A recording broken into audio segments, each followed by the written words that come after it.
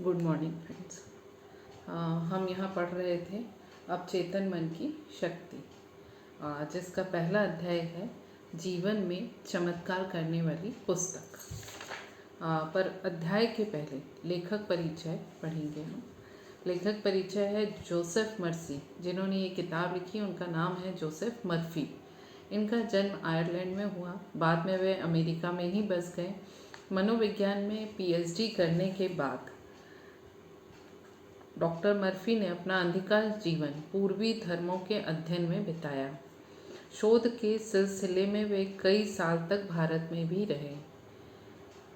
विश्व के कई धर्मों का अध्ययन करते हुए उन्हें विश्वास हो गया कि विश्व में एक विराट शक्ति है और उससे भी बड़ी बात वो शक्ति हमारे अंदर है, हमारे अपने अवचेतन मन की शक्ति। डॉक्टर मर्फी पर न्यू थॉट सिद्धांतों का भी प्रभाव पड़ा। यह आप जानते ही हैं, समय समय पर कई तरह के सिद्धांत शुरू होते हैं जो बुद्धिजीवी द्वारा शुरू किए जाते हैं और बाद में वो धीरे धीरे उन्हीं धर्मों में विलीन हो जाते हैं। इसी तरह न्यू थॉट थे जो 19वीं सदी में अमेरिका में बहुत प्रिय थे। इनके अनुसार ईश्वर सर्वशक्तिमान है और हम सभी मनुष्यों में उनका अंश यानी देवीय अंश है।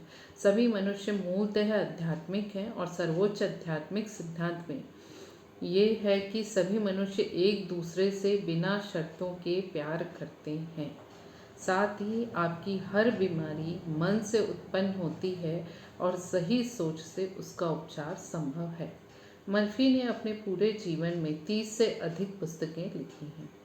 और पहला अध्याय है जीवन में चमत्कार करने वाली पुस्तक। आपके मन की अवचेतन शक्ति आपकी हर बीमारी ठीक करके पुनः स्वस्थ और शक्तिशाली बना सकती है। आपके मन की अवचेतन शक्ति आपको हर बीमारी से ठीक करके पुनः स्वस्थ और शक्तिशाली बना सकती है। क्या आप इन प्रश्नों का उत्तर दे सकते हैं जो बचपन से मेरे दिमाग में भी बहुत थे कि मनुष्य दुखी क्यों होता है, कोई इतना गरीब तो कोई इतना अमीर क्यों होता है, सबसे ज़्यादा एक ही जैसे पढ़ने वाले, कई बार तो एक ही घर के कुछ बच्चे इतने सफल, शांत और कुछ असफल, गुस्सैल और चिड़चिड़े होते हैं। एक मनुष्य असाध्य बीमारी से ठीक हो जाता है और उसी बीमारी से दूसरा मनुष्य मृत्यु को प्राप्त हो जाता है। इसी तरह के सवालों के जवाब मुझे बहुत अधिक परेशान करने लगे जब हर तरफ से स्वस्थ व्यक्ति, हर तरह से स्वस्थ व्यक्ति, मेरे हस्बैंड अचानक ही फेफड़ों के 4th स्टेज कैंसर की चपेट में आ गए। उनका रूटीन बहुत हेल्दी था, बहुत अच्छे से लाइफ जीते थे, बहुत हंसमुख थे, बहुत जिंदा दिल थे। लेकिन अचानक एक दिन डायग्नोज होता है कि he suffer with 4th stage lung cancer. और उस समय कारण ही नहीं समझ में आया, क्योंकि कैंसर का कारण हमारे समाज में सिर्फ एक ही है कि जो व्यक्ति खाता है या किसी तरह का नशा करता है या एडिक्शन करता है उसको इस बीमारी से जूझना पड़ता है। पर मेरे पति में ये सब कुछ भी नहीं था। इवन नॉर्मल व्यक्ति से भी ज़्यादा अच्छी उनका हेल्थ का तरीका था। ऑयल बदल के खाना, डाइट लेना, एक्सरसाइज करना, सभी कुछ। खैर, यहाँ वो बातें नहीं हो रही हैं। फिर भी उस समय मेरे सामने ये पुस्तक आई, क्योंकि मैं बीमारियों का हल ढूंढने में पूरी तरह जुट गई थी।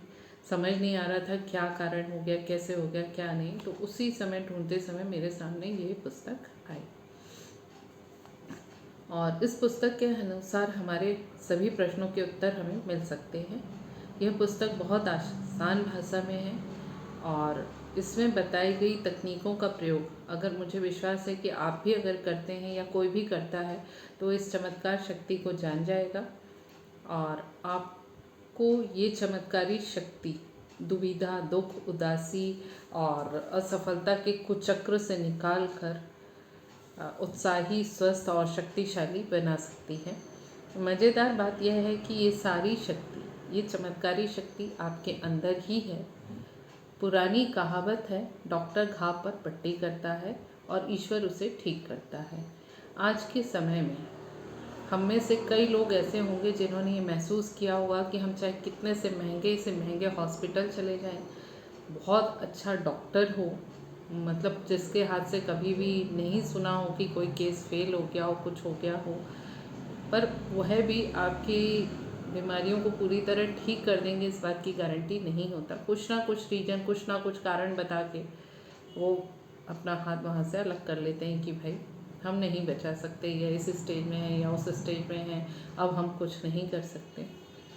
इसका सीधा सा अर्थ है कि जाने माने अस्पताल या जाने माने डॉक्टर भी आपकी ज़िंदगी की गारंटी नहीं है, ना ही पूरे जीवन एक सफल स्वस्थ दिनचर्या अपनाने के बाद भी कुछ ना कुछ, अभी का जो इन्फेक्शन फैला हुआ कोरोना, मैं उसकी बात नहीं कर रही हूँ, उसके अलावा भी ऐसे बहुत से गंभीर रोग हैं जो हर तरह से आप स्वस्थ हों तो भी वो आपके शरीर में किसी ना किसी वजह से आ जाते हैं, और कुछ ना कुछ चीज़ है जो मिसिंग, कुछ ना कुछ तो मिसिंग होता है जो ये बीमारियां हमारे शरीर में आ जाती हैं। इसी तरह लेखक को खुद एक ट्यूमर हो जाता है, या एक ट्यूमर होता है जिसे साइंटिफिक लैंग्वेज में सरकोमा कहा जाता है, जिसे वो जिस तकनीक द्वारा ठीक करते हैं हम उसे प्रार्थना कहते हैं। पर ये कैसे और कब काम करती है ये समझना जरूरी है। प्रार्थना साधारण शब्दों में किसी से, यानी अपने विश्वास से, चाहे हमारा वो विश्वास हमारे भगवान, गॉड, अल्लाह या किसी पे भी होता है, तो हम उनसे अच्छा करने का आग्रह करते हैं। प्रत्येक मनुष्य प्रार्थना करता है। किसी को भी हम कष्ट में देखते हैं तो हमारे मन से यही निकलता है, हे भगवान उसको ठीक कर देना, या उसको ये कष्ट ना हो। पर यहाँ हम प्रार्थना का जो तरीका है, जो हम इस पुस्तक के अनुसार बात कर रहे हैं, ये बिल्कुल अलग है। जब हम अपने, यानी अपने खुद के लिए, अपने शरीर के लिए, अपने मन से प्रार्थना करते हैं तो हमारे ही शरीर में होने वाली बीमारी को दूर करने के लिए हम यहाँ उस प्रार्थना का जिक्र कर रहे हैं, जैसा कि लेखक ने किया उनके अनुसार, और जिससे मैं भी सहमत हूँ कि किस तरह हमारा अपना अवचेतन मन हमारे शरीर का निर्माण करता है। हम और आप एक छोटे बच्चे से लेके इस अवस्था तक पहुँचते हैं, एक युवा अवस्था तक, बुजुर्ग अवस्था तक, तो उस तरह हमारा अवचेतन मन किस तरह हमारे शरीर का निर्माण करता चला जाता है। उसी लाइफ स्टाइल में जीते जीते हम कभी भी बीमार पड़ जाते हैं। क्यों? उसका क्या कारण है? क्योंकि हमारा अवचेतन मन तो हमारे शरीर को ठीक करने में लगा रहता है, लेकिन हमारा चेतन मन जो कि चिंताएं करता है, आने वाली चीज़ों में कन्फ्यूज़न, अविश्वास दिखाता है और अवचेतन मन को कन्फ्यूज़ कर देता है। किस तरह, यहाँ हम आगे इस पुस्तक में पढ़ेंगे, और किस तरह हमारा अवचेतन मन हमारे शरीर को स्वस्थ कर सकता है, क्योंकि उसी ने हमारा शरीर बनाया। या आप सभी मानते होंगे कि जो चीज़ हम बनाते हैं उसको हम कैसे फिर से सुधार सकते हैं, ये हम सभी जानते हैं। उसमें क्या कम हो गया है, क्या ज़्यादा हो गया है, और क्या कम या ज़्यादा करके हम किसी भी चीज़ को वापस सुधार सकते हैं, ये हम जानते हैं।